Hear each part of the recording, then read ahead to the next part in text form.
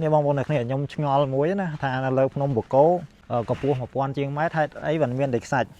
សដូចនៅក្បាលសមុទ្រចឹងនេះអ្នកក្លាហានអីគេហ៊ានណាគេហ៊ានគេថតរូបលោកនេះតែខ្ញុំអត់ហ៊ានទេបងប្អូនដោយសារកន្លែងនេះជ្រោះហើយដុំថ្មប្រហែលដុំហ្នឹងភាគច្រើនកន្លែងនេះគេថត pre wedding អីហ្នឹងឬក៏ថតរូបទុកជាអនុស្សាវរីយ៍អីក៏ប្លែកដែរស្អាតបងប្អូនអើយមកសាឡាឡើងខៀវប្លែកមែនតើត្រជាក់ខ្លាំងនេះបងប្អូនអ្នកគ្នាព្រះវិហារកាតូលិករបស់សាសនាគ្រឹះធ្វើនៅលើកំពូលភ្នំបូកគោហ្មងបូករួមជាមួយនឹងអាប់បូករួមជាមួយនឹងទិដ្ឋភាពសមើលទៅប្លែកខ្លាំងមែនតើបងប្អូនអ្នកគ្នាប្លែកបែបព្រឺព្រួចណាបងប្អូនត្រជាក់ខ្លាំងមែនតើហើយ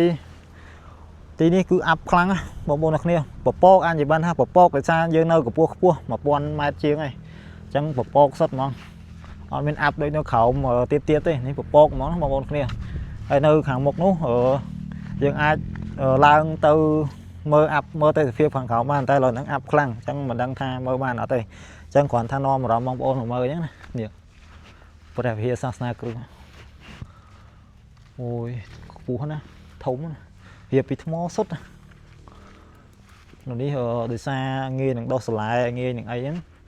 ដោយសារមានស្លែខ្លះខៀវស្លែខ្លះក្រហមអញ្ចឹងដោយសារខែប្រាំងគឺស្លែហ្នឹងត្រូវបានងាប់អញ្ចឹងក្រហមអញ្ចឹងខែភាសាចេញខៀវមក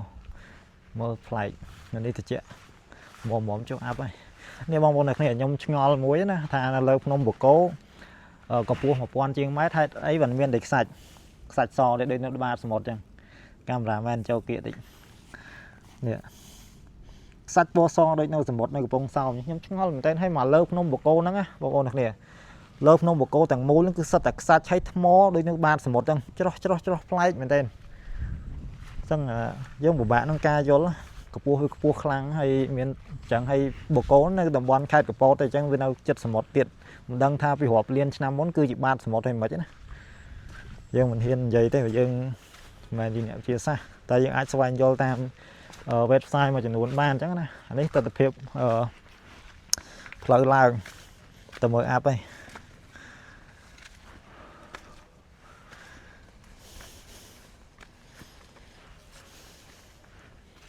នេះស្អាតទេបងប្អូនធ្លាប់មកម្ដង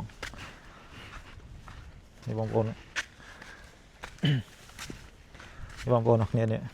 នាំអារម្មណ៍បងប្អូនមើលពីលើតិចគឺស្អាតណាកន្លែងនេះក៏ថតរូបតាក់ទាញដែរភាគច្រើនកន្លែងនេះគេថត pre wedding អីហ្នឹងឬក៏ថតរូបទុកជាអនុស្សាវរីយ៍អីក៏ប្លែកដែរស្អាតណាបងប្អូនអើយមកសាឡាឡើងខៀវប្លែកមែនតើត្រជាក់ខ្លាំងសោះស្រាយបងប្អូនគាត់ថាវាងឹតមើលគ្នាអត់ចង់ឃើញទេនៅតំបន់នេះយើងអាចមើលគ្នាឃើញខ្លះបើលើផ្លូវវិញយើងមើលអត់ឃើញទេត្រឹម2-3ម៉ែត្រអីមើលសឹងដើរបុកគ្នាតែបើនៅតំបន់នេះយើងមើលគ្នាឃើញខ្លះតែយើងបន្តទៅលើទៀត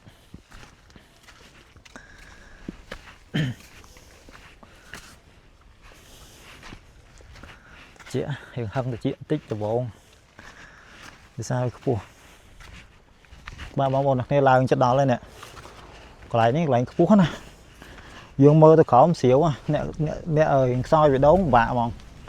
វាខ្ពស់ពេកទេបងប្អូនអ្នកគ្នាហើយឥឡូវហ្នឹងមានអាប់អញ្ចឹងយើងអត់សូវខ្លាចទេប៉ុន្តែនៅពេលដែលអាប់រសាត់ទៅបាត់ណាបានដឹងអញ្ញាអូយបងប្អូននេះឡងសហ្មង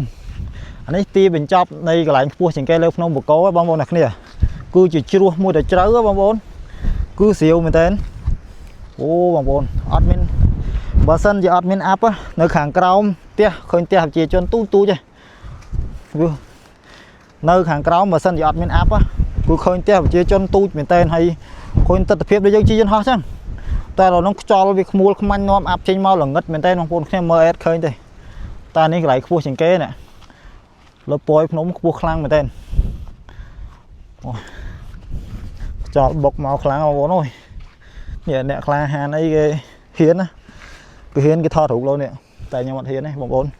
ដោយសារកន្លែងនេះជ្រោះហើយដុំថ្មប្រហែលដុំហ្នឹងយើងធ្វើមិនហ៊ានទេគេស្រាវណាបានថតបង្ហាញបងប្អូនប៉ុណ្ណឹងស្រាវសង្អីហ្នឹងអូយបងប្អូនចង់មកចាប់ពពកលើភ្នំបូកគោខែឧស្សាហ៍ត្រូវអាប់សុទ្ធពពកសុទ្ធមកជា